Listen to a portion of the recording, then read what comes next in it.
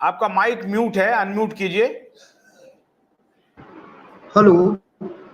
हाँ जी, चालू हुआ बोलिए। सर, पहले तो मैं क्यूवी के डायरेक्टर श्री आशुतोष जी को हृदय से धन्यवाद देता हूं कि आपने इस संस्था में जोड़ने के लिए ये सारे जो वर्कर हैं या जमाकर्ता हैं या कार्यकर्ता हैं, इनको आपने जोड़ा। ये बहुत ही, हम तो अपने को ये मानते हैं कि ये सर, मैं काफ़ी समय से मैं आपसे जुड़ना चाह रहा था। मैं कंटिन्यू आपके इस चैनल को देखता था और देखने के बाद मैं उस पर जो फॉलो करता था, लेकिन बहुत ज़्यादा हम जानते नहीं थे इस पर। और टाइम बिजनेसमैन हूँ। इसके पहले सर मैं सहारा पोस्ट ऑफिस और एक जीसीए कंपनी है पंजाब बठिंडा से, तो मैंने जीसीए का काम, इसका सहारा का काम 95 में लिया था। एक्चुअल ये ना जानी, जो अभी शशि जी ने गाली टाइप में देते थे कि मतलब सारे जो काम करने वाले हैं बदमाश है, चोर है, ये गलत तरीका है। ये कोई सोल्यूशन नहीं। आज अगर हम फंस गए हैं, कैसे निकला जाए, आपने इसलिए ये मीटिंग बिठाते हैं, ना कि मैं किसी को गलत तरीके से बोलूं। या देखो, बोलने से कुछ नहीं मिलेगा सर, सिर्फ उसके रिजल्ट हमको पाने हैं कि कैसे हम लोग किसी चीज को पाएं। और अगर आप लोग एक दूसरे से कॉम्बिनेट करते हैं, एक दूसरे को जोड़ते हैं, तो जोड़ने का पर्पज है कि हम, हो सकता है जो चीज हमें न जानकारी वो दूसरे से मिल जाए, ना कि इसमें कोई बड़बड़ाने से, कुछ करने से नहीं। एक्चुअल 95 में सर जुड़ा था। आज मैं 56 ईयर का हूँ। मैं कानपुर देहात में, यूपी में कानपुर देहात एक पुखाया जगह है सर, मैं वहाँ का रहने वाला हूँ। और मैं जब 95 में जुड़ा, उस समय सिर्फ एफडी, छोटी छोटी एफडियाँ हुआ करती थी, 10 रुपए 20 रुपए की जो स्पीड चलती थी, बहुत छोटा था। इसके बाद धीरे धीरे उससे एक्चुअल हमको कमीशन का लालच था। सत्यता ये है, जब आदमी किसी काम करता है, मैंने आज यहाँ पर काम किया है तो यहाँ 2 पैसे काम करने के लिए बैठा हूँ।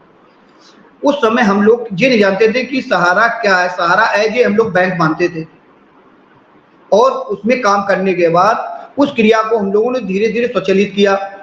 इसके बाद उस टारगेट को अचीव करने के लिए सहारा ने अपना एक परफॉर्मेंस रखती थी कि आप ऐसा करेंगे तो आपको ऐसे ऐसे एडजस्टमेंट किया जाएगा। धीरे धीरे वर्कर और जमाकर्ता और कार्यकर्ता दोनों को लालच होता था, क्योंकि ऐसा नहीं सर कि पहले लोगों ने उठाया नहीं, 1 का 2, 2 का 2.5 उठाया है, फिर वही कन्वर्जन कंटिन्यू चलता रहता है। ना कि किसी ने, जैसे मैंने सर 95 में मान लो 20,000 रुपए जमा किया, इसके बाद मुझे 20,000 रुपए निकाल लिया 5 साल बाद, और 20,000 रुपए फिर मैंने रिवर्स किया। इस तरह की पार्टी भी करती थी। ये जरूर है कि सारे लोग, जानकारी का अभाव हर एक के पास होता है, लेकिन बहुत चीजें होती है जो अनजान करता है। इसी तरह से ऐसी काम है सर। आज LIC का मैं काम करता हूँ, मैं बंद कर चुका हूँ, इसके पहले मैं करता था। तो LIC में बहुत चीजें होती है जो मैनेजर को पता होती है, जोनल चीफ को पता होता है, उसके ऊपर पता होता है। उसमें क्या होता है, एजेंटर को जो फैलाया जाता है उसको उतनी दायरा दिया जाता है, एक लिमिट का दायरा। उसी तरह पब्लिक है, हम जो जानते हैं वही हम पार्टी से बोलते हैं कि आप सहारा में जमा करेंगे, आपको 3 साल में आपको 10% इंटरेस्ट दिया जाएगा, 5 साल में करेंगे आपको 12% इंटरेस्ट दिया जाएगा। ऐसे करके जमा करवाते हैं, सत्ता ये है। लेकिन ये चीज कोई जानबूझकर नहीं करना चाहता था।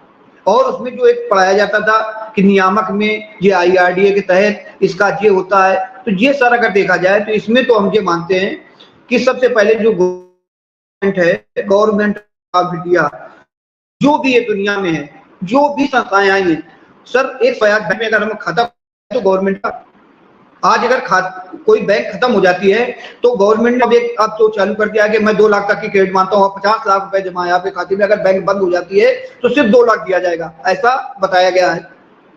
लेकिन उसके पहले तो ये भी नहीं जानते थे। अभी इसके पहले ना जाने कितनी बैंकें हैं जो बैंकें बंद हो गई, लोगों को जानकारी नहीं थी, लोगों को 50-50 लाख, 1-1, 2-2 करोड़ रुपए खाते में पड़े हुए, लेकिन उसको कंटिन्यू लोग डाले रहते हैं।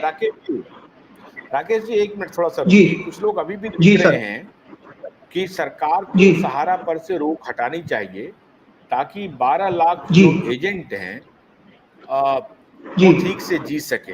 12 लाख एजेंट की हालत बहुत खराब हो गई है, क्योंकि वो पैसा कलेक्ट नहीं कर पा रहे हैं मार्केट से, उसको जमा नहीं कर पा रहे हैं, और उनको कोई कमीशन वगैरह नहीं मिल रहा है। ये अभी भी लोगों को ये मालूम नहीं चला है क्या कि ये अभी भी सहारा ग्रुप के पास पैसे को 2 गुना 3 गुना करने का कोई पुख्ता आधार नहीं है। फिर भी अगर इसमें